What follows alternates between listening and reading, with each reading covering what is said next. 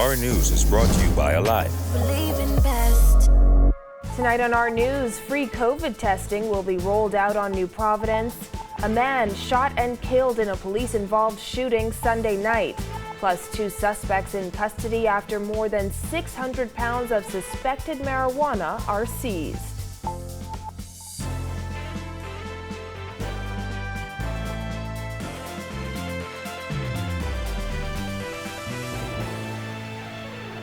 Welcome to Our News and thanks for joining us. I'm Christina Dragovich. Topping news tonight, there are no easy answers for dealing with the coming surge of COVID-19 cases, according to Minister of Health Dr. Michael Darville, who released a statement Sunday night.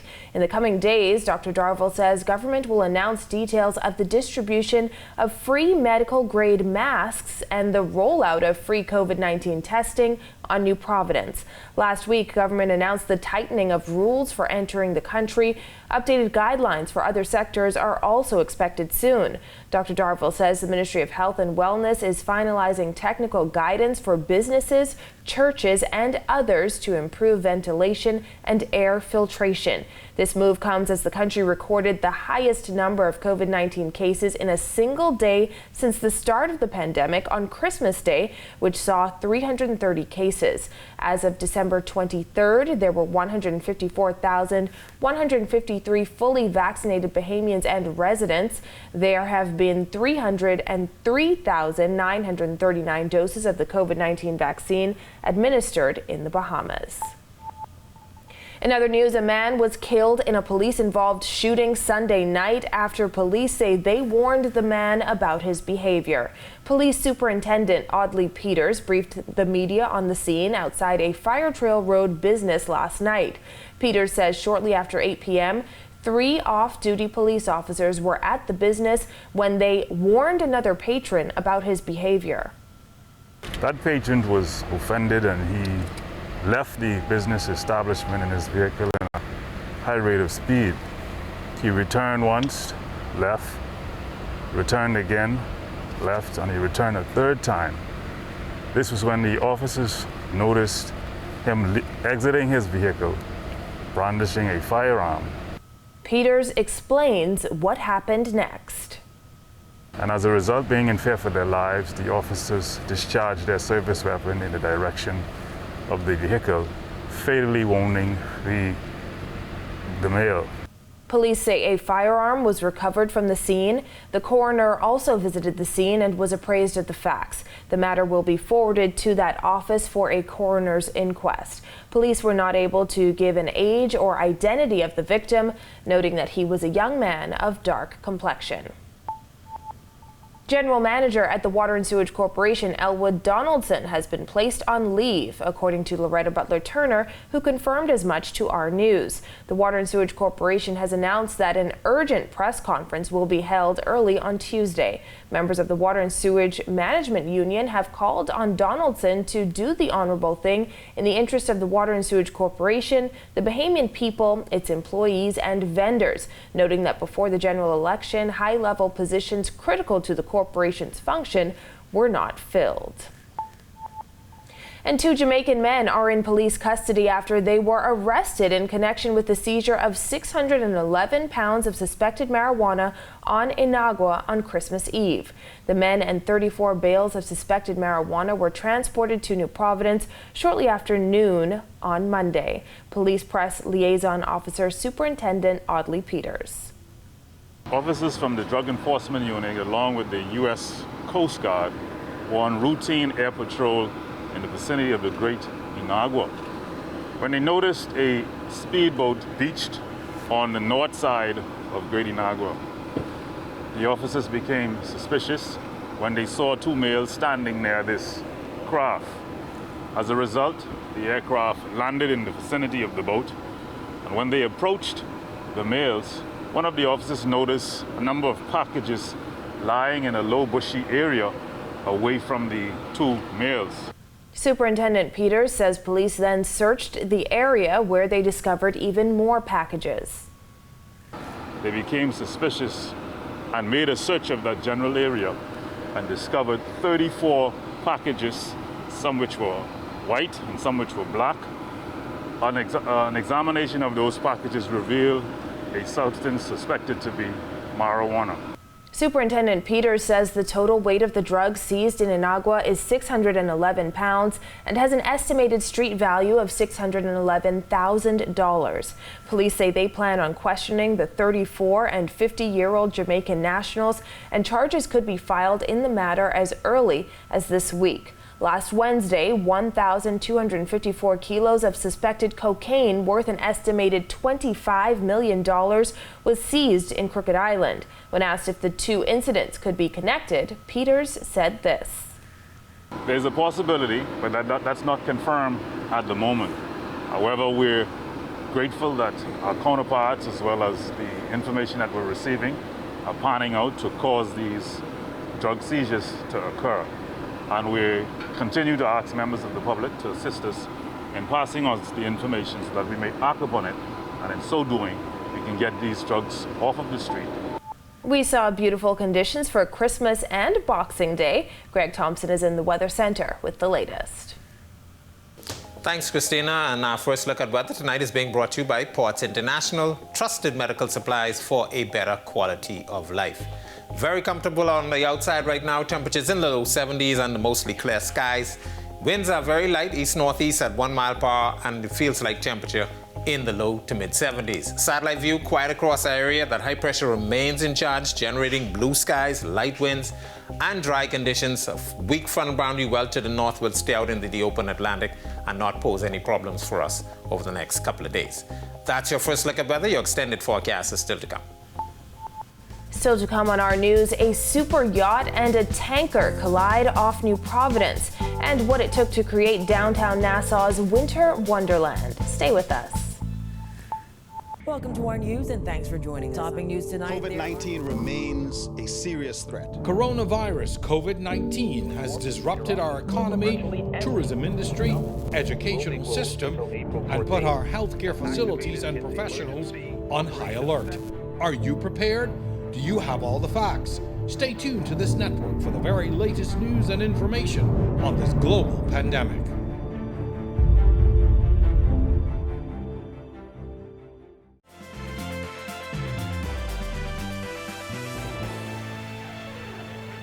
All crew members are safe after a collision between a 207-foot super yacht and a 160-foot tanker off New Providence on Christmas Eve.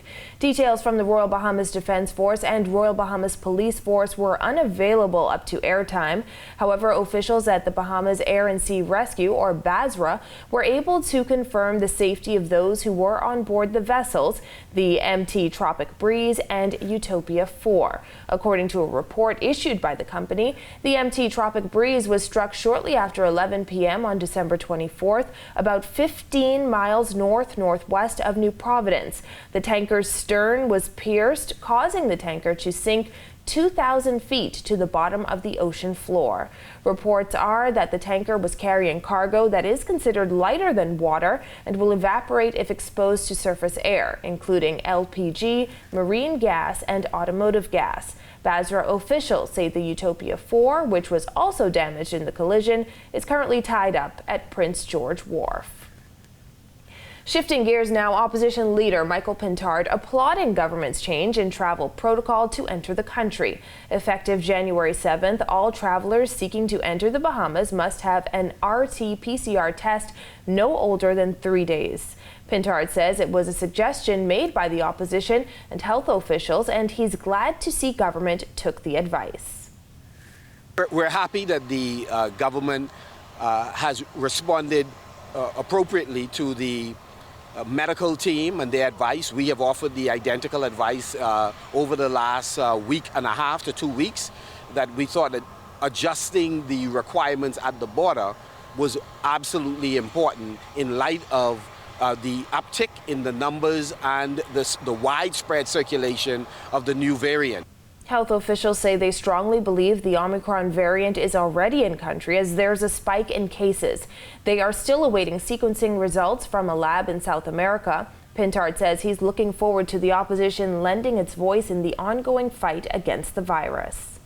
We are looking forward, as you would hear shortly, to collaborating with the government on the education campaign to ensure that we are standing side by side in encouraging Bahamians to follow the health and safety protocols to ensure that we give ourselves the best chance to work through this very difficult situation by getting vaccinated, by ensuring that we're avoiding massive crowds, by following all of the guidelines that would help us to be safe as a country.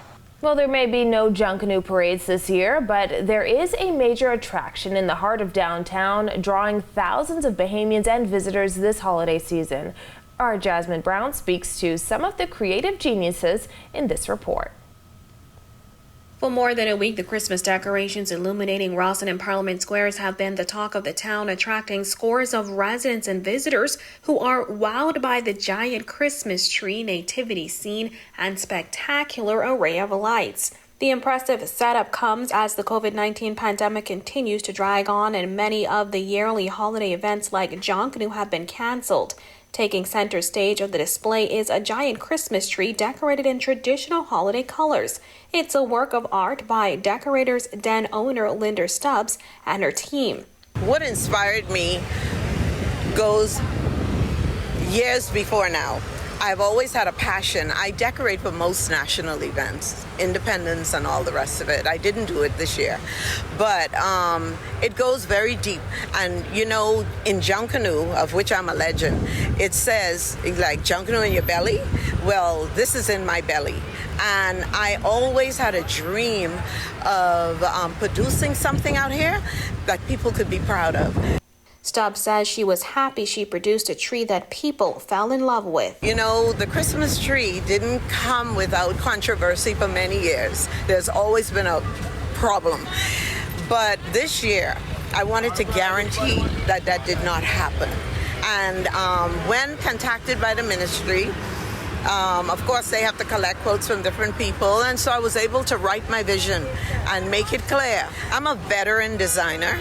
I travel the world far and wide attending Christmas shows, okay? And I've been doing it for years. And like I said, a delay isn't denied, doesn't mean denial. And I just waited my turn, and I waited patiently for that opportunity to get out here and to do what I've done.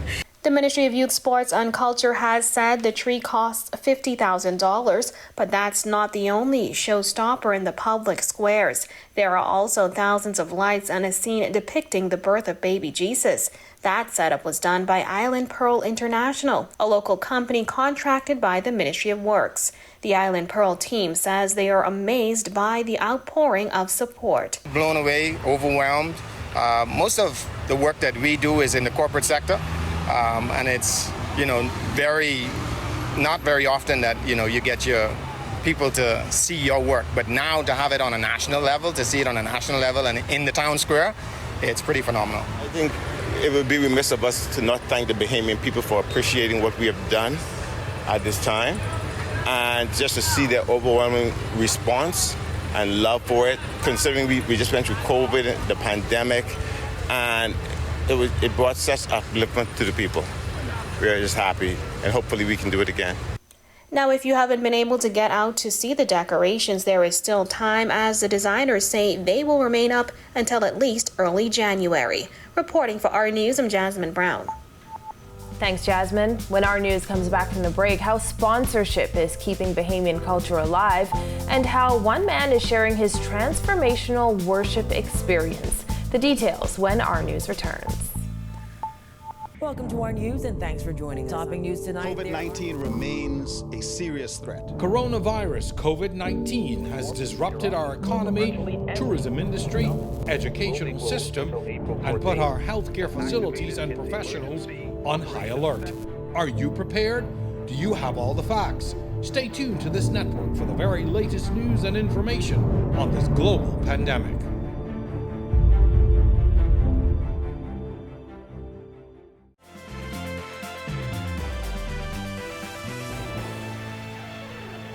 This is Our News. Welcome back. Sun Oil Limited reaffirming its commitment to Bahamian culture through Junkanoo and its sponsorship of the Shell Saxon Superstars. Sun Oil has sponsored the group for more than 30 years. On behalf of our directors, shareholders, management, and staff, I want to reassure the leadership of the Saxons that FOCO will continue to sponsor the group. We wish them continued success, and may God continue to bless the work of their hands. The Saxons gifted FOCO president and CEO Anthony Robinson with his own commemorative Junkanoo piece and made him an honorary member. Saxons leader Percy Vola Francis says the relationship makes the Saxons synonymous with Sun Oil. They understand the importance of giving back to society. No other group has had the long-standing relation with their sponsors like the Saxons. We have built a long-standing relationship over by building trust and confidence in each other. We take this opportunity on behalf of the Shell Saxon Superstars to pay a special tribute to Mr. Anthony Robinson, President of Sun Oil, making him an honorary member of the Shell Saxon Superstars Junkanoo organization as we present this special art piece in his honor. Meanwhile, some B category Junkanoo groups are doing what they can to keep the culture alive and give each other a helping hand, since they won't be facing off on Bay Street for the second year in a row. Quentin Barabbas Woodside says Junkanoo has had such a huge impact on not only the culture, but the lives of many young men and women who see the art form as an outlet. We're doing it out of our pocket. So it's really important to help those guys to continue to build their community and to build the young ones. We can save a lot of lives in this country, I guarantee you that. The Horseshoe Drive Junkanoo World Museum and Art Center has attracted visitors from all over the world. Woodside says that has helped to keep business going. The small funds that we make here, we're going to give half of that back into our community during this time as well. So, and then we have my special baby Jaddy. She born blind, cleft lip, and palate. So me personally at Junkanoo Oil and the staff, we did not take any tips, and everything we sell in our store, part proceeds goes to our community. Without the major parade, sponsorship has been a struggle, but Woodside says he's doing what he can at Junkanoo World to bring smiles to the faces of other Junkanooers. We just don't only feed the people in Beantown and Grandstand and Chippenham. We call fancy dancers to come pick up some food in Camp Road. We call Foxhill Congos to come pick up some food in Foxhill. We call Redland soldiers. These my comrades in the big category. We call them to pick up food once a month when we cook. So, because we are hurting during this time. No doubt about it. No doubt about it. This is not an easy time for any of us. You may know him as a worship leader, but now he's crossed into gospel artistry. Davian Chase recently released his debut single with an album to follow. He speaks with our Bethany McDermott.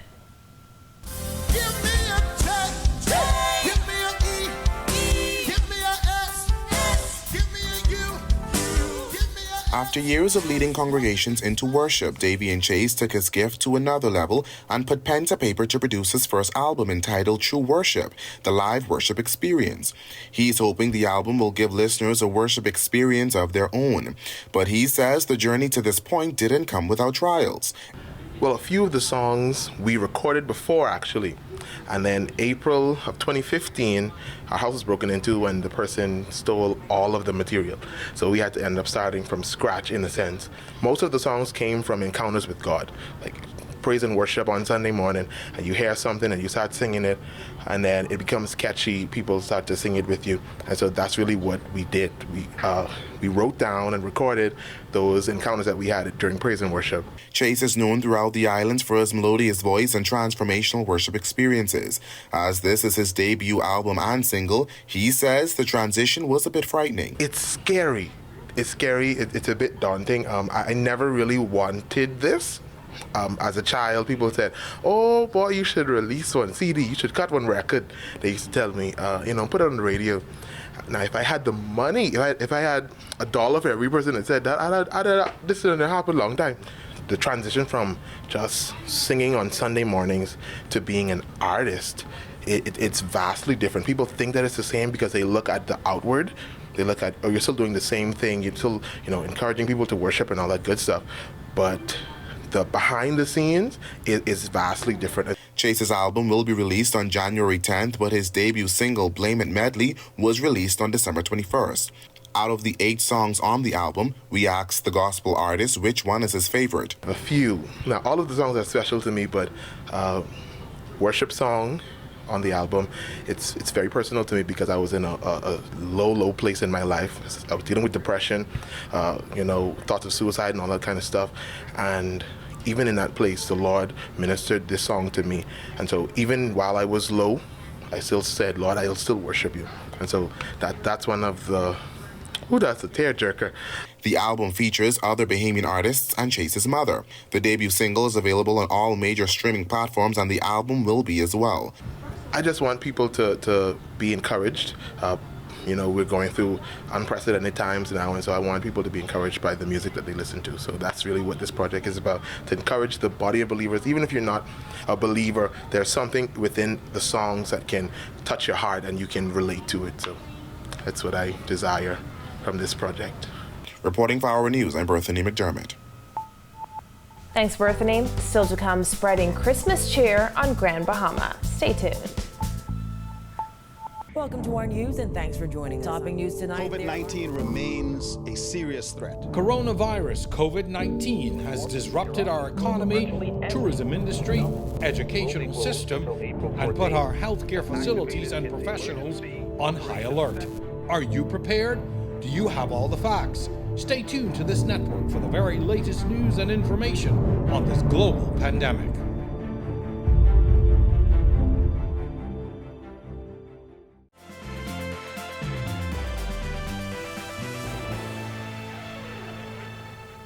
Welcome back to our news. More sunny and pleasant conditions heading into the last week of 2021. Greg is back in the Weather Center. Thanks again, Christina. Welcome back, everybody, for your second look at weather on this Boxing Day holiday. Very quiet conditions across the area. Warm temperatures as a high-pressure system remains in charge of our weather. That's generating blue skies, those warm temperatures, and some light winds. So boating conditions and beaching conditions very conducive right now. We expect that high to slide out towards the east over the next couple of days. That will in turn turn our winds more towards the east to southeast, allowing us to warm up for the next couple of days. So looking at some warmer temperatures by midweek. Boating conditions for all areas tonight through tomorrow. Your winds will be out of the east to southeast at 10 to 15 knots. They will fall light and variable at times. Seas running 2 to 4 feet over the ocean. Tide will be low at 7:56 tonight. Here's a look now at your national forecast.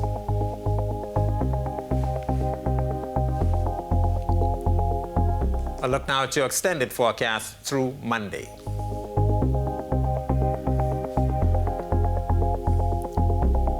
Nice weather expected over the next couple of days before we turn in a new year. Make it a great night, everybody. Back to you, Christina. Thanks, Greg. Residents of a Grand Bahama home recently got a visit from a group of carolers looking to spread some Christmas cheer. Let every heart prepare and rule, and heaven and nature sing, and heaven and nature sing, and heaven and nature sing. We just want to render some Christmas carols to brighten up their day and to bring some joy to their spirit and to give them healing in their bodies, and they can rejoice in knowing that Christ still lives and he reigns forevermore. Members of the Cat Island Development Association of Grand Bahama banded together with Christmas carols and merry spirits in the hopes of spreading a little more joy to the residents of Grand Bahama's home away from home and other homes on the island. They're hoping that it elevates their spirit and gives them that feeling that somebody cares about them. Well, thank you for joining us for our news tonight. On behalf of the entire team, I'm Christina Dragovich. We'll see you right back here tomorrow night. Stay tuned for tonight's Hallmark feature, The Christmas House. Have a beautiful evening, Bahamas.